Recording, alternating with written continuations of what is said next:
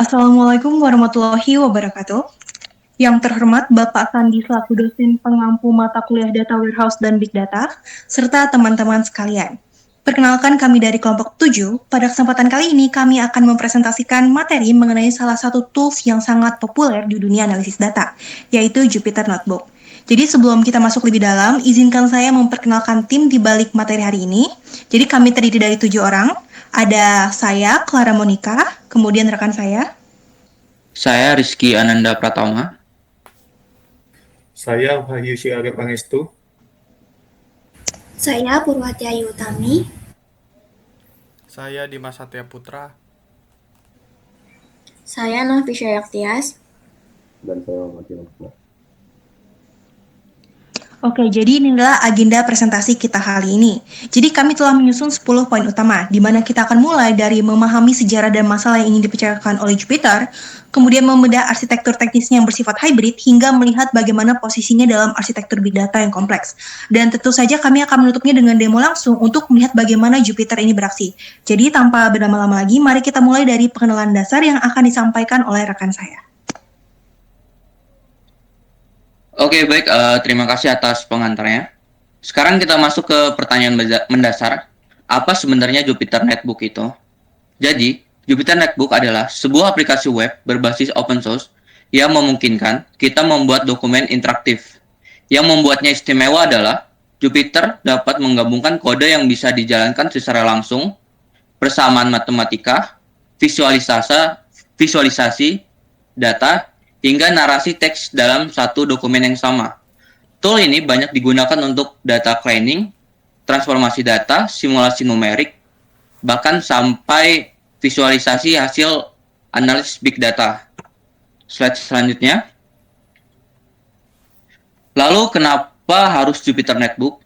Saat ini, netbook computing sudah menjadi standar de facto di kalangan data scientist, data engineer, dan researcher. Jupyter memungkinkan eksplorasi data secara interaktif yang sifatnya reproducible, artinya kode, output, dan dokumentasi tersimpan dalam satu file berekstensi .pen yang didapat dibagikan dengan mudah lintas tim tanpa kehilangan konteks analis. Selanjutnya, pengembangan dan sejarah. Jadi Jupyter Notebook dikelola oleh Project Jupyter, sebuah organisasi non-profit open source. Jadi sejarahnya dimulai dari Python yang dibuat oleh Fernando Perez pada tahun 2001, kemudian melakukan spin-off menjadi Project Jupyter pada tahun 2014. Menariknya, nama Jupyter sendiri berasal dari 3 bahasa pertama yang didukungnya, yaitu Julia, Python, dan R, atau disingkat JuPyR. Saat ini Jupyter sudah didukung lebih dari 40 kernel bahasa pemrograman. Oke, baik, selanjutnya akan dijelaskan oleh kawan saya. Selanjutnya adalah sejarah dari proyek Jupyter itu sendiri. Jadi, dulu kita mempelajari bahwa Jupyter itu apa sih, dan kita sudah tahu bahwa Jupyter itu sebuah software dari aplikasi dari sebuah perusahaan non-profit yang mana menghasilkan yaitu sebuah software yang dapat membantu dan eksplorasi data. Nah, pada sejarahnya, tahun 2001, Python lahir di tangan Fernando Perez, yang mana pada tahun 2011, IPython Notebook sebagai web interface pertama muncul. Lalu pada tahun 2014 menjadi spin-off, yaitu menjadi Project Jupyter. Dan di sini, nama Jupyter dan R merepresentasikan bahasa Julia, Python, dan R yang diperkenalkan awal dari pengembangannya. Hingga pada tahun 2018, dirilis Jupyter Lab versi 1.0 sebagai Next Generation IDF File Interface, dan yang akhir pada tahun 2022 rilis Jupyter Server 2.0 dengan arsitektur yang lebih modular. Selanjutnya itu adalah masalah yang disampaikan dari Jupyter Notebook sendiri. Lalu masalah yang disampaikan oleh Jupyter Notebook yang pertama adalah EDA atau Exploratory Data Analysis, yang mana dengan cara tradisional mengharuskan kita menulis script secara lengkap, yang mana membutuhkan kompilasi ulang dan memakan waktu output yang lebih lama di terminal. Proses seperti ini terasa lambat dan sulit untuk diiterasi pada dataset yang besar. Yang kedua adalah masalah reproducibility dan kolaborasi. di mana hasil analisis seringkali tersebar di file Python, chat Excel, dan dokumen Word yang terpisah. Nah, Jupyter hadir untuk menyatukan kode, output, dan narasi dalam satu file IPENB aja. Lalu, cara kerjanya, yaitu hybrid. Maksudnya adalah bersifat fleksibel, yang mana dahulu Jupyter sendiri bukanlah engine pemrosesan, melainkan sebuah interface yang bisa dipakai untuk pemrosesan batch maupun streaming melalui kernel. Untuk batch, Jupyter mendukung PySpark, DataFrame, Pandas, dan Dash, sampai Hadoop melalui Firewall. Sedangkan untuk streaming, kita bisa memakai Spark Structured Streaming, Kafka Python, Pipelink, hingga Hot. Karena fleksibilitas di kedua model tersebut, maka jawabannya adalah hybrid. Selanjutnya akan dibahas alur kerja dari Jupyter Notebook itu sendiri.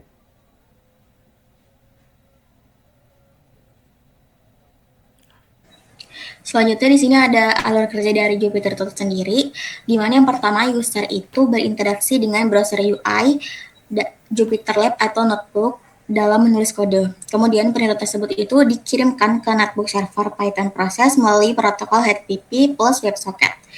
Lalu dikirimkan ke IPython kernel melalui zero message. Kemudian di sini menggunakan bantuan big data engine seperti Spark, Dash, dan Hadoop menggunakan API atau library call. Kemudian hasil dari eksekusi itu akan dikirimkan kembali ke browser UI agar ditampilkan ke pengguna. Selanjutnya itu komponen utama dari Jupyter, di mana di sini ada 5. Yang pertama itu notebook dokumen dengan format .apnb, lalu yang kedua kernel, yang ketiga netbook server, yang keempat web interface, dan yang kelima communication protocol. Selanjutnya ada komponen utamanya, yang pertama itu notebook dan kernel, di mana notebook dokumen itu adalah file JSON berekstensi .apnb yang berisi cell node, markdown, dan output. Sedangkan kernel berperan sebagai eksekutor bahasa, di mana defaultnya adalah IPython, tetapi bisa diganti ke lebih dari 40 kernel lain seperti R, Julia, dan Scala. Lalu kemudian ada server dan UI, di mana notebook server adalah proses Python yang melakukan serve terhadap web UI, mengawal kernel, dan menangani file .apnb. Sedangkan web interface adalah front-end interaksi tempat user menulis dan mengeksekusi sel. Selanjutnya itu arsitektur komunikasi, di mana di sini menggunakan zero message plus WebSocket channel. Kernel Jupyter berkomunikasi menggunakan 5 channel. 5 channel zero message, jadi ada 5. Yang pertama itu shell sebagai execute request, lalu IO pub sebagai output broadcast, lalu ada stdin sebagai input prompt, lalu yang keempat control sebagai shutdown atau interrupt, dan yang terakhir heartbeat sebagai liveness check. Untuk materi selanjutnya akan dijelaskan oleh rekan saya. Baik, untuk selanjutnya itu adalah fungsi dan layer arsitektur. Dalam ekosistem Big Data, Jupyter memiliki fungsi sebagai tools untuk IDE, prototyping machine learning, dokumentasi analisis, visualisasi hasil, tutorial dan teaching, hingga data cleaning interaktif. Singkatnya, Jupyter menjadi bridge antara data analis dengan engine Big Data.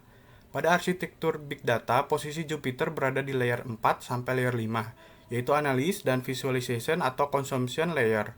Jupyter bukan berada di ingestion, storage, maupun processing engine karena pada dasarnya Jupyter adalah kalian interface ke engine. Baik, untuk selanjutnya itu ada 5 layer Big Data arsitektur. Lebih detailnya, arsitektur Big Data terdiri dari 5 layer. Layer pertama adalah ingestion menggunakan Kafka atau Flume, kemudian dilanjutkan ke layer kedua yaitu storage menggunakan HDFS atau S3. Lalu layer 3 adalah processing menggunakan Spark atau MapReduce. Yang layer keempat adalah analisis menggunakan R, MLIB atau Jupyter. Dan terakhir layer kelima yaitu visualization menggunakan Tableau atau Jupyter. Jadi Jupyter berperan di 2 layer teratas sebagai antarmuka untuk analis. Untuk selanjutnya, fitur utama Jupyter. Adapun fitur utama Jupyter terbagi menjadi dua kategori besar. Yang pertama adalah cell based dan magic commands, di mana eksekusi berbasis sel memungkinkan kode dan markdown dijalankan per sel dengan output yang langsung muncul. Untuk magic commands yang tersedia misalnya %time_it untuk branch mark, %SQL untuk query database, dan %base untuk cell command. Yang kedua SQL untuk query database. Yang kedua adalah multi-kernel dan inline plotline, di mana Jupyter mendukung lebih dari 40 kernel bahasa seperti Python, R, Julia, dan Scala. Visualisasi inline juga didukung melalui Matplotlib, Seaborn, dan Plotfly yang langsung ditampilkan di dalam notebook. Baik, selanjutnya itu ekosistem dan integrasi big data. Jupyter terintegrasi dengan ekosistem yang sangat luas. Pertama ada Jupyter Hub yang berperan sebagai multi-server, sangat cocok untuk tim atau kelas karena ada resource isolation per user. Yang kedua ada NB Convert yang berfungsi untuk ekspor notebook ke dalam format seperti HTML, PDF, slides, LaTeX maupun Markdown.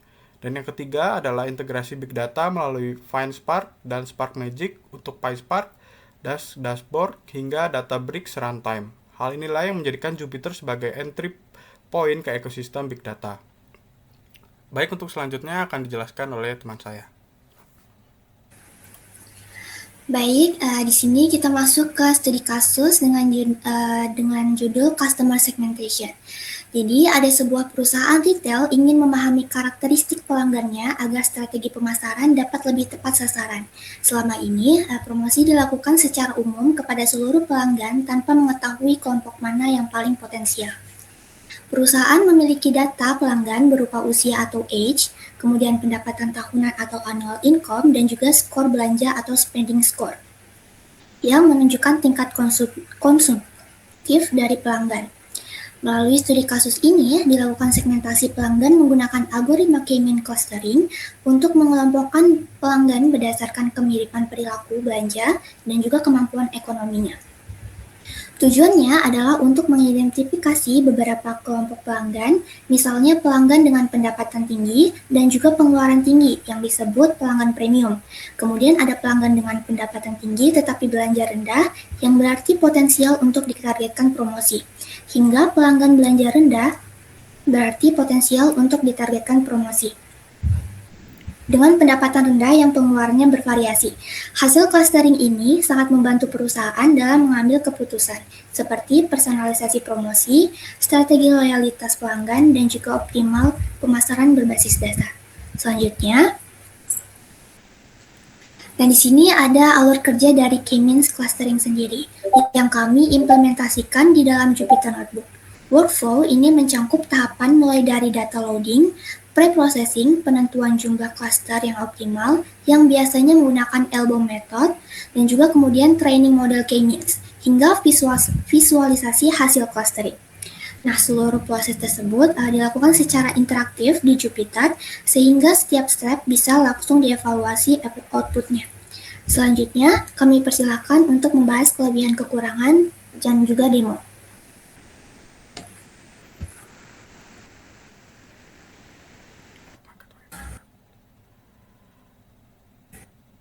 Oke, baik. Selanjutnya adalah kelebihan dari Jupyter Notebook. Jadi, Jupyter Notebook ini memiliki beberapa kelebihan ya. Yang pertama adalah Jupyter sangat interaktif dan cocok untuk EDA, serta prototyping yang cepat. Yang kedua, bersifat producible karena kode, output, dan narasi tersimpan dalam satu file, yaitu file IPYNB. Yang ketiga, bersifat open source dengan dukungan komunitas yang besar. Dan yang keempat, Jupyter Notebook juga itu bisa multibahasa karena mendukung lebih dari 40 kernel seperti Python, R, Julia, dan Scala. Dan yang terakhir, integrasinya mudah dengan engine big data seperti Spark, Dax, dan Hadoop. Baik, selanjutnya adalah kekurangan dari Jupyter Notebook.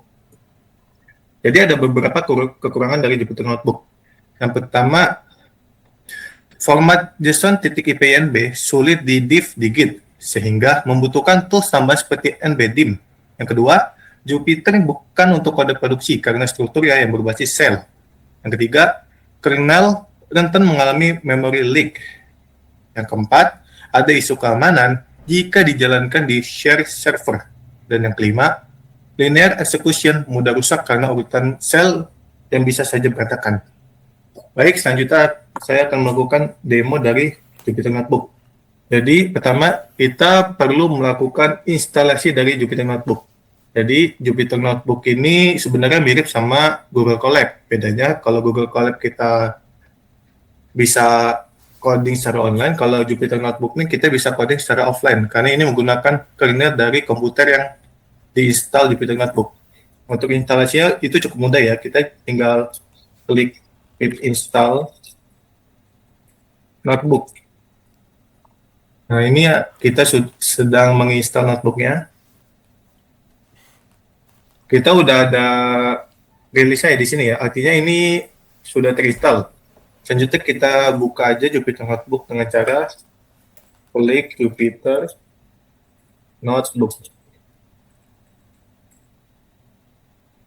Tunggu sebentar, ntar dia akan otomatis terbuka. Di sini sudah terbuka. Akan saya pindahkan ke sini. Ini adalah tampilan dari Jupyter Notebook. Kita buat file baru aja di sini. Di sini kita menggunakan Python 3 ya. Itu pakai IP kernel. Di sini kita ada toolbar. Di sini ada save, ada cut, ada salin, copy, ngerun kodenya. Di sini juga ada mengubah sel. Jadi di sini kan defaultnya dia sebagai kode. Kalau misalnya kita mau buat komen, kita tinggal klik markdown. Di sini kita bisa klik apapun gitu. Ini nggak akan bisa dijalankan ini karena sebuah komen gitu. Di sini juga ada file ya. Ini sebenarnya mirip sama banget malah dengan Google Colab. Dari fungsi dan tampilannya beda, ini cuma versi offline aja.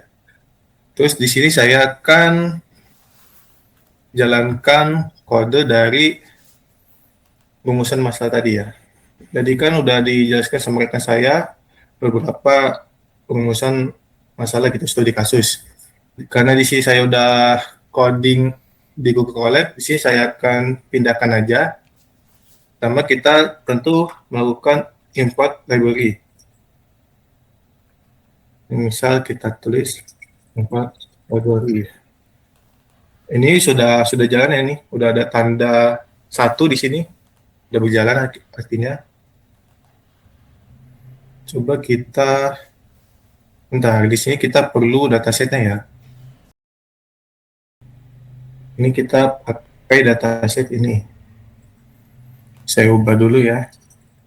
Oke, di sini kita setelah import library kita perlu mengambil datanya di sini. Sini saya udah download dengan nama store customer di file download ya.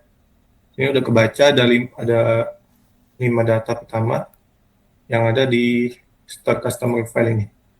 Selanjutnya kita melakukan cek data. Di sini kita pakai print info sama print is null. Di sini kita punya informasi dari datanya. Di sini ada 1000 data entry. Di sini ada tipe datanya, di sini ada integer, object, float, dan lain-lain. Di sini juga ada data tambahan ya, seperti penggunaan memori, customer ID, dan sebagainya. Oke, selanjutnya kita drop dulu. Kita menggunakan fitur selection di sini. Kita seleksi aja beberapa kolomnya yang akan kita gunakan. Selanjutnya kita lakukan normalisasi data, karena data yang kita pakai ini masih berantakan ya. Datanya seperti ini masih banyak banget datanya, dan masih nggak berantakan gitu, belum normal. Setelah kita normalisasi, kita coba cari tahu jumlah cluster dengan elbow method. Di sini ada key means ya.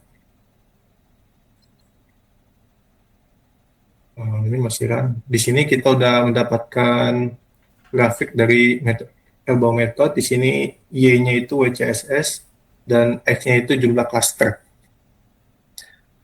Selanjutnya adalah kami clustering. Setelah kita pakai metode elbow, kita lakukan clustering. Oke, terus setelah kita clustering, kita visualisasi hasil dari clustering tadi. Sini bisa dilihat hasil clusteringnya, ini terbagi menjadi 4 cluster. Oke. Sini ada kuning dan lain-lain. Setelah kita lakukan segmen clustering ini, visualisasi, kita grup hasil cluster tadi. Di sini ada 4 cluster ya. Ini ada customer ID, ada age, ada annual income, ada spending score. Ini hasil dari studi kasus yang sudah kami buat sebelumnya gitu. Ini kita tinggal save aja. Kalau kita mau download, tinggal klik download, dia akan otomatis ke download. Dan ini kita kalau misalnya mau memakai Google Colab, kita tinggal import aja gitu. Mungkin begitu saja ya untuk demo dari aplikasinya. Selanjutnya akan ke bagian slide kesimpulan. Jadi kesimpulannya itu Jupyter Notebook adalah aplikasi web open source yang menjadi standar de facto bagi data scientist dan researcher karena kemampuannya menggabungkan kode, output, dan dokumentasi dalam satu file interaktif.